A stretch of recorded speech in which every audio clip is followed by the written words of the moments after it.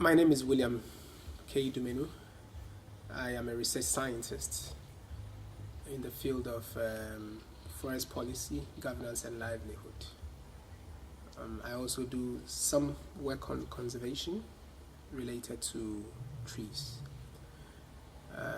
At the moment, I am working with CSIR, Forestry Research Institute of Ghana, and I've had the opportunity to work on different tree species and other forestry related projects that serve to benefit society.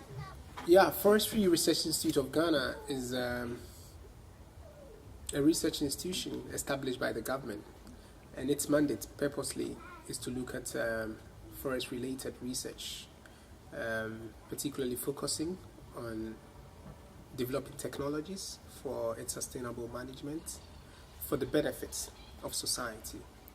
So basically we do things related to tree improvement and biotechnology. We look at wood technology and engineering. We also look at policies and governance related to trees and forest management. We also look at wood product marketing, and we also go into forest economics as well. And we are working also in areas related to climate change. So anything on climate change that borders on forestry, Forestry Research Institute of Ghana looks into all these areas. So in brief, these are areas where research that are conducted here in the institute focus on. Problems related to rosewood in Ghana. I think the main problem, if I should sum it up, has to do with overexploitation. The species long ago was never exploited as a timber species. It was just a non-timber forest product that was exploited for construction of musical instruments, firewood production, and charcoal production. The leaves or the fodder is used. The leaves are used as fodder for animals.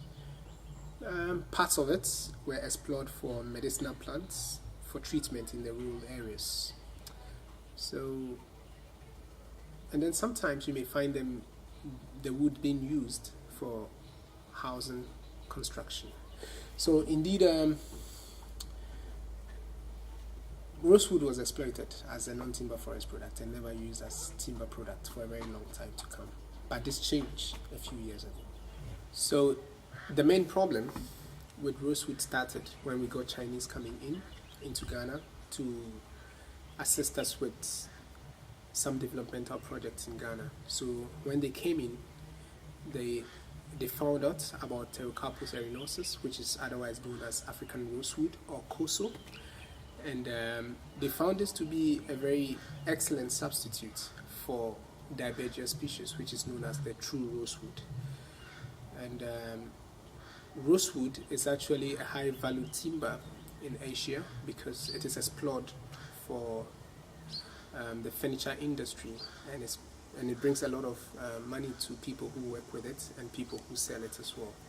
So when they found this as a substitute, then the status of this species, which was predominantly explored as non-timber forest product, now switched to a timber species status, and this would then spark off a very explosive exploitation process in Ghana. As I mentioned, rosewood was basically explored for energy needs also in rural communities, and it's part of the top 5 most preferred species by people who use it for fuel wood, either for firewood or for charcoal production, because it has a very high calorific value. And so the people who were into the production of fuel wood would mostly prefer this, because then when you sell it, you make good returns out of it because people prefer it. So that is how come it's also explored in that sense for fuel wood production. The exploitation or access to Rosewood is granted mainly by two entities. Officially, you get access through the Forestry Commission of Ghana. But there are other means of getting access, and this is through traditional authorities or traditional rulers in the places where they are endemic. Let me explain the two means of getting access to Rosewood. If somebody wanted access to Rosewood, he would apply to the Forestry Commission for a permit, and this permit is known as Salvage Permit. And when you get hold of the Salvage Permit, it will tell you the volumes that you are supposed to salvage from the areas where you have been pointed to go and fell Rosewood. So people get the permits, and then that becomes a field day for them. So they use this permit to cut as much as they can to fill their containers, and then they take it to the port. The other route where you can get access to, which I mentioned earlier, is through the traditional authorities. In the northern part of Ghana, the land tenure system is such that land is owned by the overlord. So you have a lot of communities who are tenants to a particular chief who owns a larger area, and they grant access of land to such communities that are there. So they are kind of settlers. So the overlord is in effect the owner of the land on which other people sit or habit and use. So when you are able to make your way to the palace of an overlord, then they can tell you that go to this area if you think you have Rosewood there. I have given you access, and so this is the paper that shows that you have access to this place. So I'm sending my boys with you, or go contact this person. This person will lead you into the community, and then you can have access to the resources and then exploit. So ideally, this is not the way to get access to timber resources in Ghana. No, the laws does not allow traditional authorities to do this. It's only through the official source, which is the Forestry Commission. But because everybody knew that there's a lot of profit or wealth that you make if you get into rosewood production, and the traditional authorities know that even corrupt forestry officials are making money from resources that they have for a very long time managed and kept or conserved for all this while, then there's no point in sitting by a resource that can give you wealth and then you allow other people to exploit it. So why can't we also grant access? After all, we are the landowners, and so we own these resources. And so that is how they also came into the picture of granting access to such ones. And they are so powerful that when they grant access, even though the forestry officials know this is not the right way, it is very hard to push their hands aside, because they are the owners of the land and they are the final authorities when it comes to traditional authority in those areas. And so you are very careful as a government appointee to want to contend with them on issues like this. In terms of rules and regulations that govern management of forest resources, and by extension rosewood, I would say that Ghana has pretty good legislation for it. Apart from that, we are also subscribed to other international regulations that help us to sustainably manage our forest resources. And so let me first begin with the national legislation system that help us to do good forest management that covers rosewood as well. As I mentioned earlier, the Forestry Commission is entrusted with forest management duties in Ghana. Backing them are a number of legislations, acts, and instruments. And some of these ones are for protection and production purpose. Because of the fragile nature of the savanna ecosystems, and the savanna ecosystems are found in the northern part of Ghana, we have forest reserves scattered all over the place, but mostly it's for protection, not for production, because the ecosystem is so fragile that when you subject such forest reserves to production, then you'll be causing severe damage to the ecosystem in that area, and that will affect climate and affect livelihood of the people that depend on such resources. So generally, we don't have timber production taking place in the northern part of Ghana. In fact, in Ghana, there are 3 kinds of permits that you can use to exploit timber. It is timber utilization contract, timber utilization permit. The timber utilization contract, which is TUC, is like a concessionaire system. So if you're a timber industry and you are interested in logging, then an area is given to you, and when you are giving the TUC that contract, then it gives you the legal right to go in and harvest the trees that has been identified for you to harvest. You see, the timber utilization contract can only be granted to you after you have gone through a competitive bidding, and this is granted by the minister in charge of the forestry sector. The TUP, the timber utilization permit, is just for development purpose. So a community would like to undertake a developmental project. They need some tree species that they would want to convert into wood for production. So they write to the Forestry Commission that we need so and so number of volumes of trees for this activity. It is vetted, and if it's approved, then you are given that permit to allow you to harvest that volume of trees that you need for your development.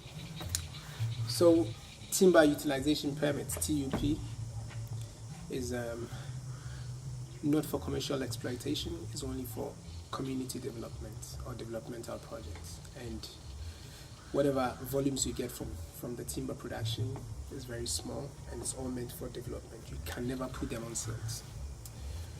Then the last part, the last permit is the salvage permit, and this is usually granted for 2 conditions. One, when there is a developmental project going on where a number of trees, timber species, will be affected. So for instance, there's a road construction, there is a construction of a large-scale dam, or there's huge farming activity taking place, huge tracts of land involving timber trees will be affected. So this permit is given to a company or a group of companies to go in and take out those valuable timber species and use it for commercial purpose. Another condition for giving salvage permits is that some illegal loggers got into an area, took out some trees, and they were found out and left or abandoned the trees that they harvested. In this case, we need to salvage those logs that may be lying down. So the permit is issued for that to take place. So this is the permit that has been used as a basis to explore or exploit rosewood in the northern part of Ghana. So they grant it to companies under the guise, or the guise that, you know, people have illegally logged rosewood, and so we need companies to go and salvage those logs lying on the ground, so we can't leave them to go waste. They also give the basis that, oh, there is some development taking place, these number of trees are going to be affected, and rosewood is part of it. So take this permit, go in there and take out those trees that are rosewoods that will be affected, and that is it. But in actual sense, none of these 2 conditions are fulfilled when people are giving the salvage permits. So there's no development taking place in those areas. Nobody has illegally logged anything that you may have to give permits to a company to go and salvage. So it's just a ploy, it's just a guise to give a legal basis for people to exploit rosewood. And so almost all the consignments of rosewood that is lifted from the shores of Ghana overseas are illegal consignments.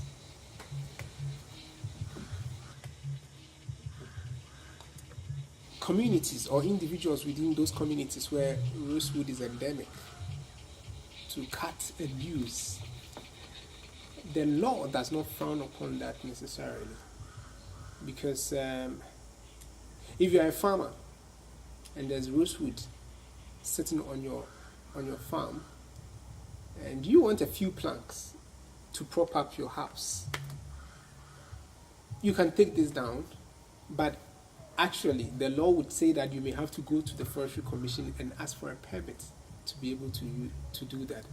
But the law doesn't bite enough in this sense, because monitoring is really poor, and so whatever I do on my farm cannot really be monitored. So if you are just taking a single tree or maybe 2 trees, it's okay. Per the law, if you are to go by the letter of the law, you need to go for a permit from the Forestry Commission to be able to do that. Would that be the same case for charcoal? For charcoal. So oftentimes they that's don't right. kill the tree; they're just chopping the branches. That's right. Rejuvenate. That's right. So charcoal is usually killing the tree. That's great. So really, taking a few trees would be a violation of the law, but it's not something that is punitive. It's allowable. Okay. So for communities or individuals within the community, taking one tree or the other and use the wood for charcoal production, for fuel wood, or maybe just for housing construction, that's fine. So that law is not really restraining people to benefit from just a few trees here and there. No, it's only for commercial exploitation. This is where the law will come biting at you. The explosive nature of the exploitation of rosewood brought a lot of concern about sustainability of the species across all the countries in the West African sub-region that had huge populations of rosewood. So to get more control over trying to curb the exploitation levels, export bans and felling bans were imposed in Ghana, in Togo, in Senegal, in Benin, in Burkina Faso, in Cote d'Ivoire. In fact, almost all the West African countries that had the species endemic in it, but they were failing, and so the people thought that another way to have better control over it is to get it into CITES. So this is where Senegal made a proposal, and Ghana also joined that proposal in listing the species on Appendix 3 of CITES. In that way, then there was going to be an international convention that is going to help regulate the trade of it.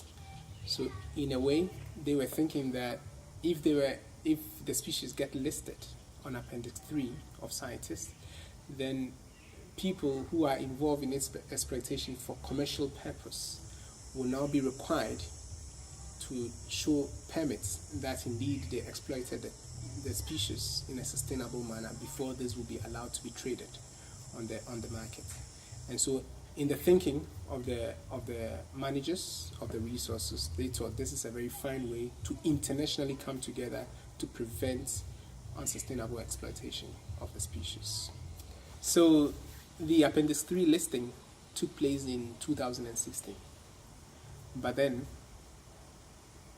almost a year after that, people realized that even though it's listed on Appendix 3, it is not achieving the purpose for which it was listed, because there were still large volumes of illegal trade of rosewood internationally. So, the proposal was that why not move it to Appendix 2, which is much more stricter than Appendix 3, because with Appendix 2, you may have to demonstrate CITES permit, and this permit requires that you have to satisfy how you obtain the timber, whether it was legal or not. And the management authorities in the various countries where rosewood is exported would have to make sure that they cross-check, they do due diligence to prove that indeed this was legally obtained. So this is much more strict than the Appendix 3, and so this will deter a lot of companies involved in exploitation. And so by this means, at least you begin to drop down the number. And then you are able to have control over management of the species. Is that what you have found? Yes. So can I talk about that? Yeah, sure. Okay.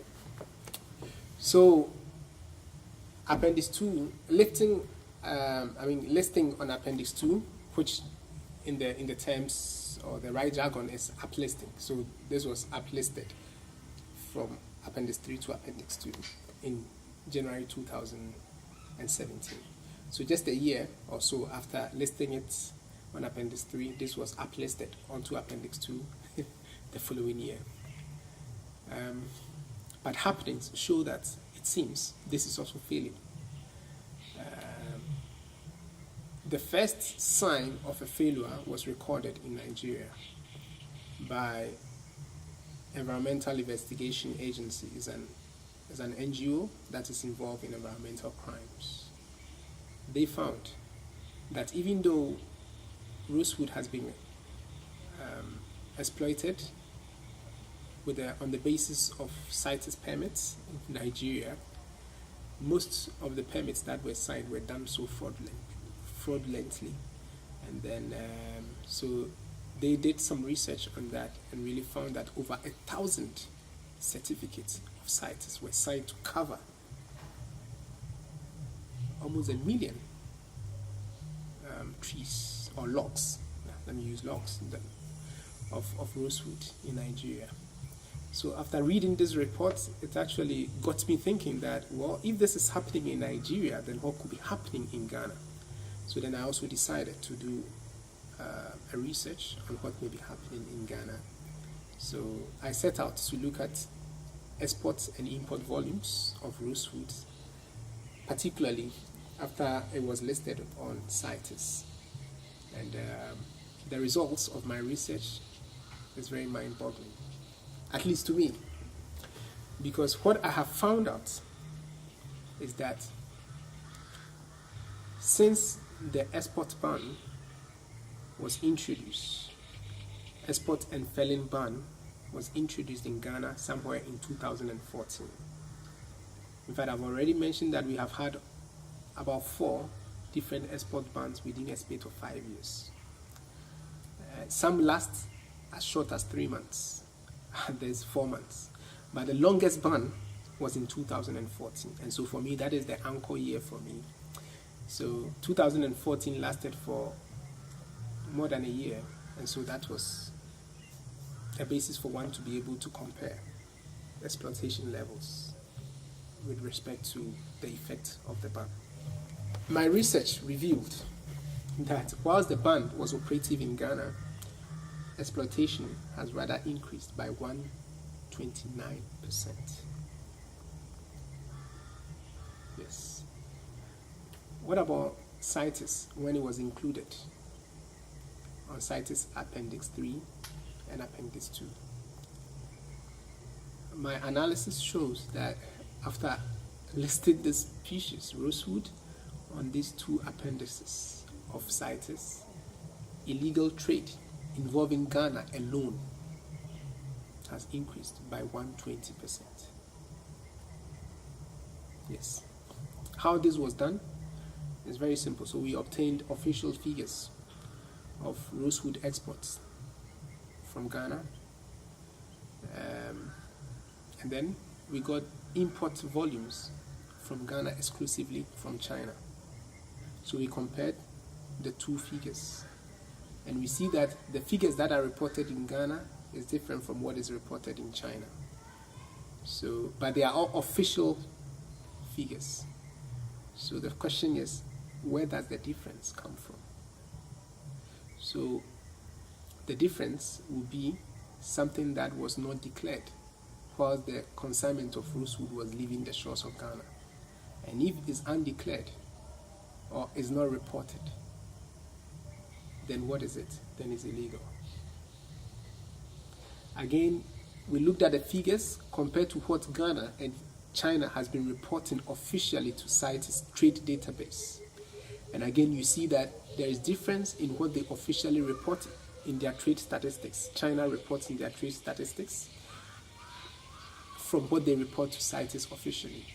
The same applies to Ghana. What they report officially in their wood, timber and wood export reports is different from what they also report to CITES. So this shows that there is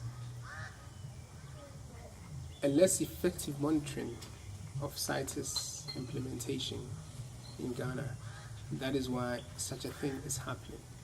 And this is not an indictment on Ghana per se, but is a wake-up call to the Forestry Commission, for instance, or other authorities placed in charge of management of forest resources, including Rosewood in Ghana, that there may be something happening that officially is not being captured.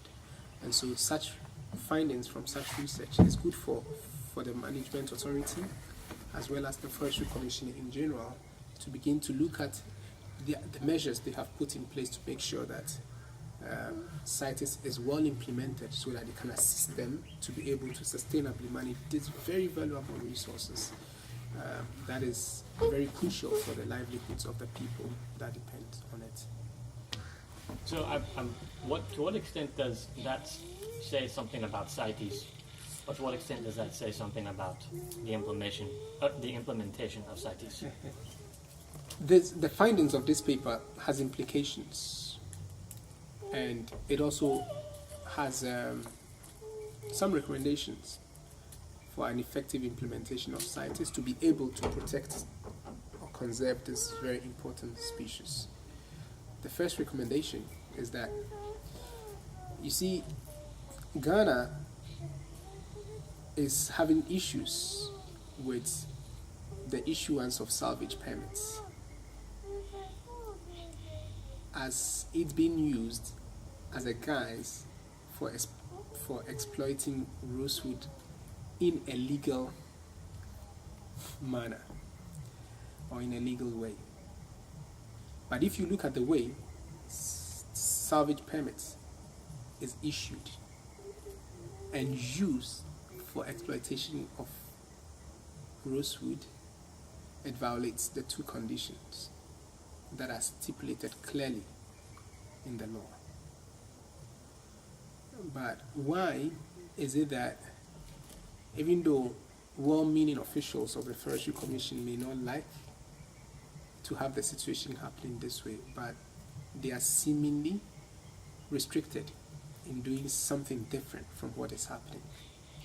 And why is it that some people who are influential, I mean, when I say some people, some of the companies that are exporting this commercially are able to have access to salvage permits and be able to issue or present salvage permits as a basis for they legally exploiting the resource and getting CITES permits to be able to cover their consignment and export it?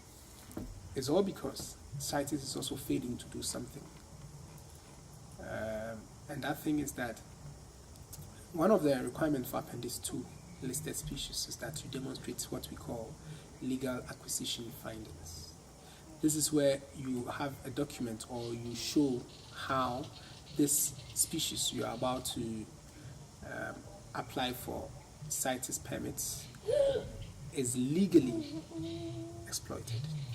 So they did fulfill all the applicable laws that allows you to exploit the species. What we find with CITES is that they have a very narrow definition of what legal acquisition finding is about.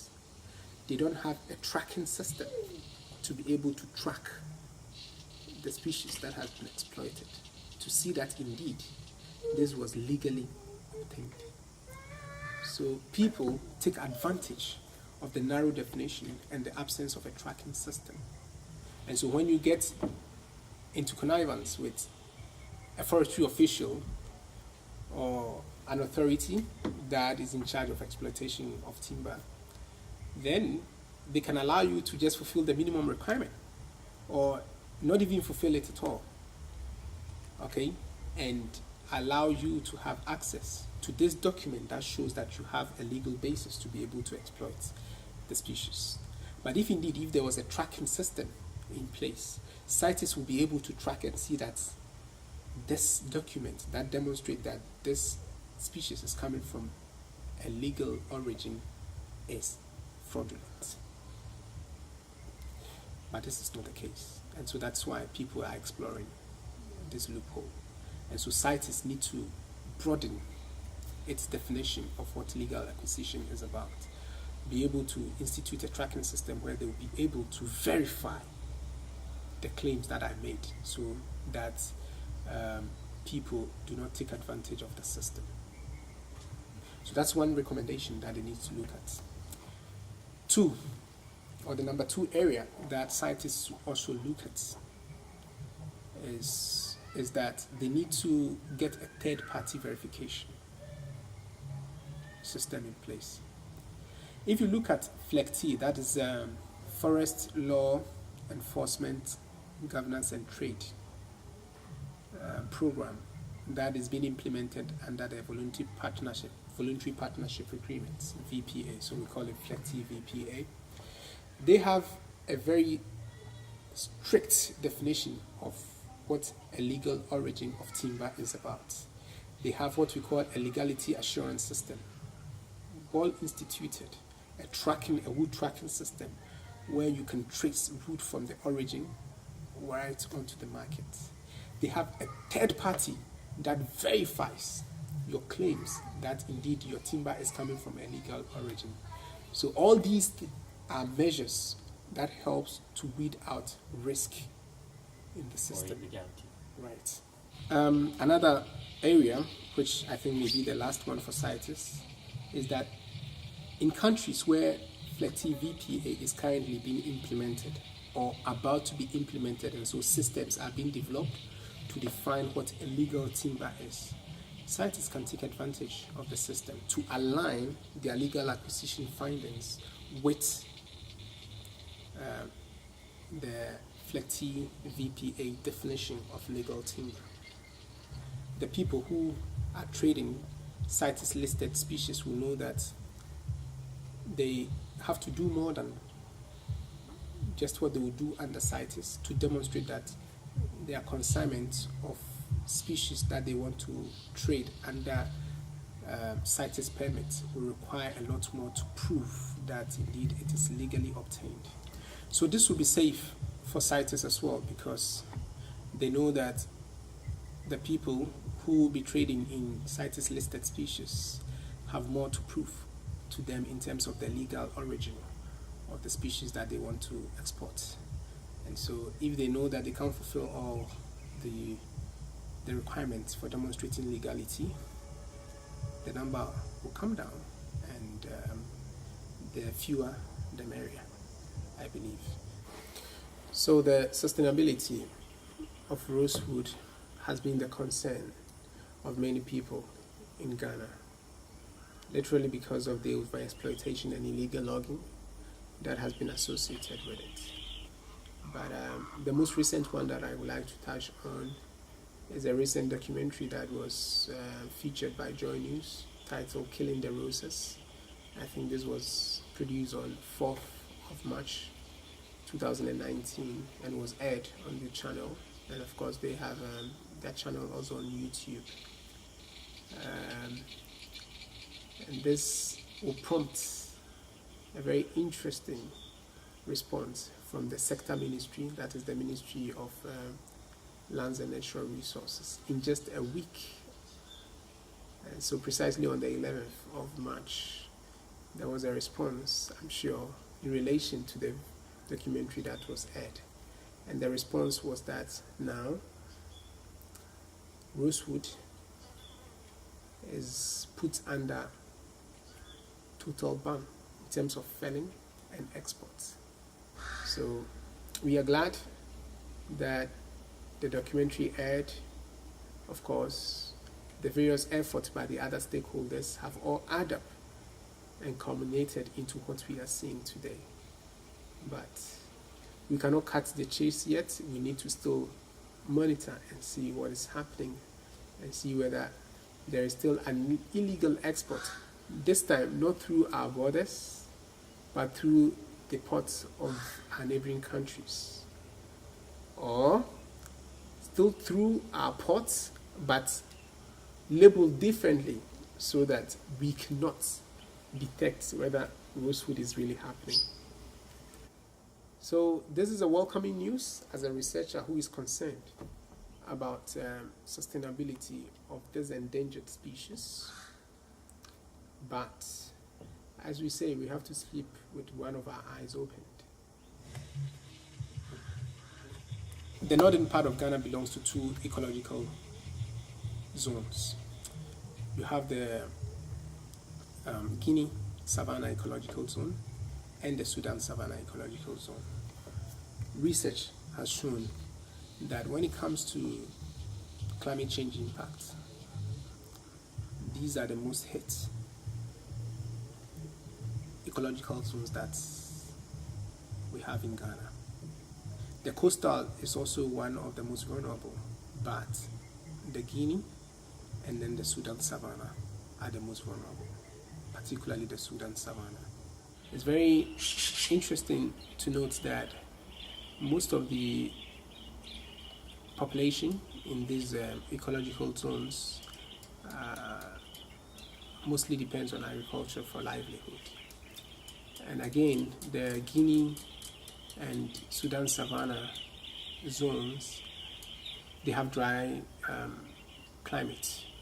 And so when you have temperature increase, then you can imagine that, of course, this is going to result in a lot of dry spells in this area.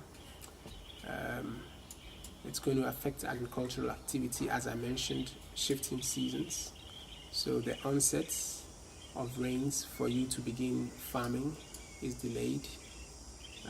When the rains also do not come in because of erratic rainfall, which is also another impact of climate change, then your crops are going to dry up in the field. And so that's going to affect your crop yield. Once agriculture is affected, then we are talking about food security here. And so food security also become another resulting impact from climate change in these areas. Research has also shown that one of the impacts of climate change that has been observed is the variation or variability of the crop seasons. So because there's delay in when the rains are coming, it affects when the crop seasons begin. And so the timing also affects when agricultural activity agricultural activities have to begin. And if that happens, it's taking longer time, then your food reserve is already getting depleted. So, and if they're getting depleted, then anxiety sets in for households that depend solely on agriculture for food production in the household. And so with the absence of good irrigation system, then you can imagine that a lot of households will begin to have food shortages.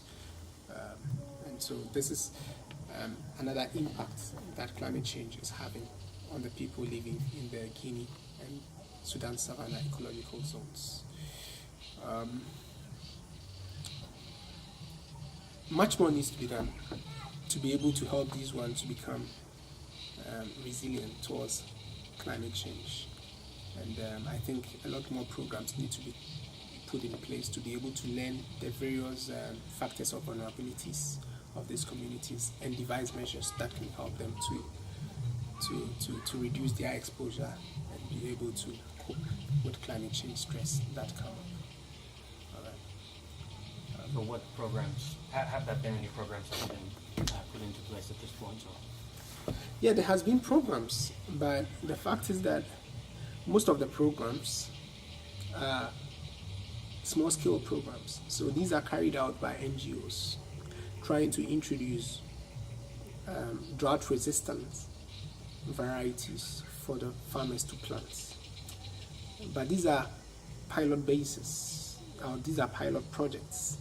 And so after the pilot phase, then farmers are required to get access to these crops that were introduced to them. But this comes at a cost. and already poverty is an issue in these communities. And so the number of farmers who get access to these varieties is also very small, and so we are talking about the scale.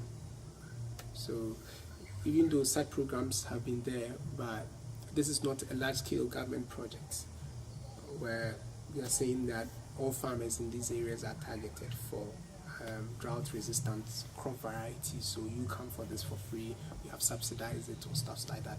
These are coming from projects that have been conducted and pilots that have been run.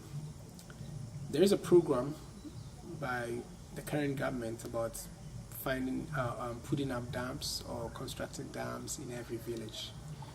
It seems this has become more of a campaign, a message more than an actual project, because I mean the rate at which this is supposed to take place is not what we are observing now. It is assumed that, or it is believed that indeed, if such program was carried out, even if not every community having an irrigation system, but a number of communities put together to have an irrigation system, at least dry season farming could have been supported by these irrigation facilities.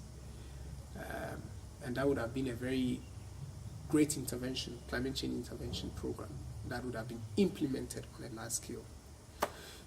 Even though irrigation systems, we also know, has their own problems. In fact, large-scale irrigation systems have their own problems if you use it as a tool to fight climate change. And dams also have their own environmental problems. That's right. That's right. So that's why caution needs to be taken if you want to introduce large-scale irrigation systems for the end, or towards the end of fighting climate change or mitigating climate change effects.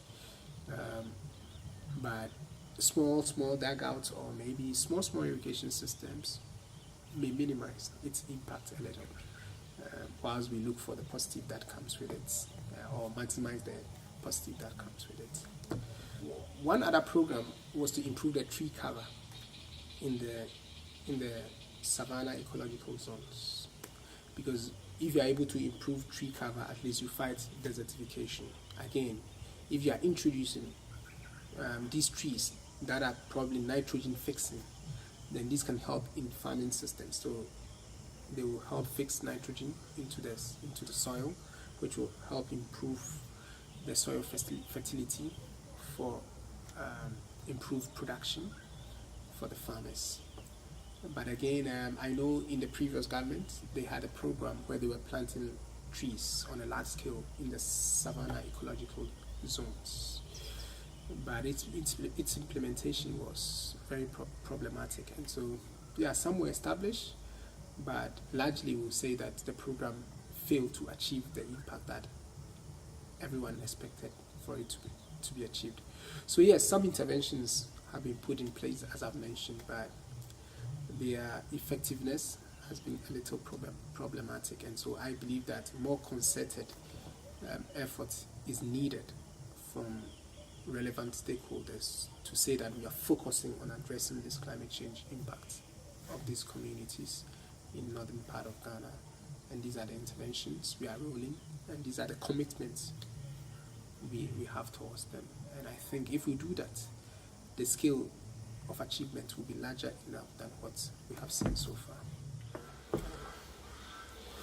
Well, charcoal production is a very important livelihood activity in Ghana, mainly because if you look at the energy sector in Ghana, charcoal supply and consumption contributes up to 60% to the energy sector in Ghana. So that tells you the enormous nature of this livelihood activity. But much of the production is done in the rural areas, while the consumption takes place in the urban centers. So what happens is that, yes, in the rural areas, they use some of the charcoal, but mostly they depend on firewood, whilst in the urban centers, they solely depend on charcoal. If you look at the numbers, a study that was conducted recently in 2016 showed that close to 600,000 tons of charcoal was produced and used in the country. Two regions made the most contribution, the Brongahafo region and then the northern region. The Brongahafo region contributed 34% of that production, and the northern region of Ghana contributed 27%. I mean, there has been a forum known as Charcoal Forum that was looking at the value chain of charcoal production and its impact on the environment. And it was admitted that indeed something needs to be done about the production of charcoal in Ghana, and that if the pace of production continues, then we can imagine that we are going to lose a lot of tree resources to this kind of industry. And so Ghana has goals of trying to address the charcoal production industry. One is to regularize it. I mean, have formal structures that will regulate the value chain, right from the primary production through to the brokers, right to the final consumer at the urban center, so that they'll be able to work out sustainable interventions that can help to make sure that the industry is taking place in a manner that is less detrimental to the tree resources that it solely depends on. In addition, they are also looking at making sure that they introduce a lot of alternatives. And here we are talking about liquefied petroleum gas, which is LPG, that is used a lot in for domestic energy. Currently, the usage level, the LPG usage level in the country is around 5.5%. But the goal is that by 2030, the population that is using, the percentage of the population that is using LPG for domestic energy needs should rise to 50%. By this means, they hope to cut down on charcoal production. And but the fact of the matter is that as we increase the usage of LPG in domestic energy needs, you are also kind of cutting livelihood away from the people that are also into charcoal production. So it's a dilemma that needs to be really looked at well in terms of policy formulation and strategies, so that even as we transition from the urban population from being dependent on charcoal to LPG usage, we make sure that we also do not unnecessarily affect people's livelihood.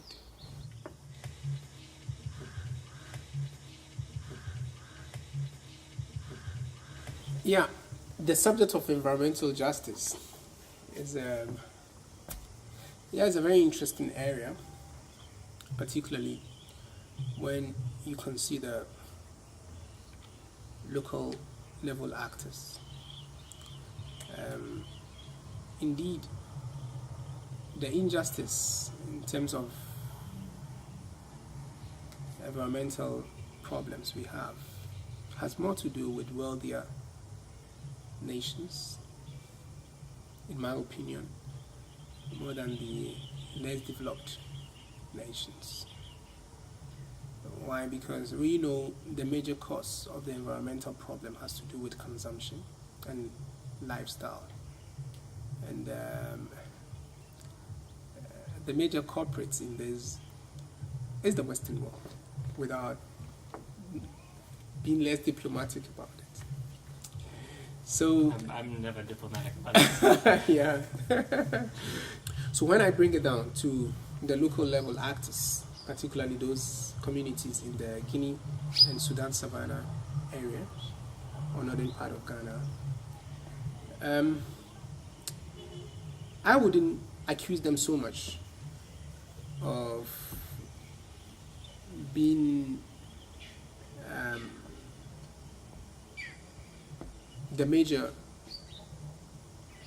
cause of the environmental problems we are seeing today.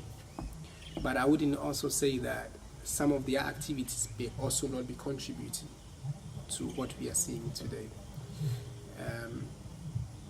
If you take them completely out of the equation, then it looks as if you are saying they can't play any part to change what is happening, and that you seem to also not be being fair to the whole situation. I say this because, for instance, people exploit various kinds of tree species for charcoal production. And charcoal production is also a producer of greenhouse gases. And so no matter how small it is, the output is, it's also adding up to what we have today. Because as we say, little drops of water makes a mighty ocean. And so if we know that their parts, what their activities also contribute to what we have today, then they will be responsible enough to say that, okay, we are ready to take some remedial actions that can help us to change the way we do our things, our production system, our livelihood activities, our land use system, towards a sustainable end, so that the levels that we have, we can bring it down. So that's why I say yes, it will not be fair to blame them totally for what is happening now, but indeed what they are doing may also be contributing to the situation. And so if they take responsible action, it can also help to contribute to the main effort that is being promoted around the world to bring down the levels that we have. And so I believe that the people living in the northern part of Ghana should be seen as critical stakeholders in the fight against environmental change. And once they are seen as a critical part of it, we researchers, development partners, and other stakeholders who are in the decision-making role will begin to think about what they can do at their level to be able to bring about a change that will be very favorable for the environment. For instance, if it's about using a lot of firewood to cook, how can we improve cooking stoves for them that will use less of what they are using today to be able to cook food? If they understand that how much firewood they use in their cooking contribute this much to polluting the system or to polluting the environment, and if they resort to using this clean stove, it will help to bring down the problem to this level. I'm very sure that they'll be willing to be part of this conversation and will be very ready to adopt some of these systems that we introduce to them. If they understand that with the resources that we have around ourselves, that is the forest resources, if we continue to exploit them for fuel production, for fodder, for housing, construction and stuff like that, we will deplete the source, and soon our environment will be turned into deserts. And so we are very happy to do plantation, to plant more trees. I think they will do this, but this would only happen if they understand that their little contribution can contribute to a bigger picture that can help to reverse the environmental problems that we have. And so I think that would be my take on their role in terms of environmental justice, that yes, we need to be frank that the levels of problem we have environmental wise is from livelihood, lifestyle and consumption patterns of the bigger world, which is the Western world. It is not to say that even the developing world, and by extension people living in rural areas like you may find in northern Ghana, some parts of northern Ghana, are not contributors also. And so their little contributions they make towards a sustainable environment can also help the long-term goal and the bigger goal an effort that we are all putting to be able to reverse the trends that we have caused so far in terms of environmental degradation. I think this will be my take on it. Okay.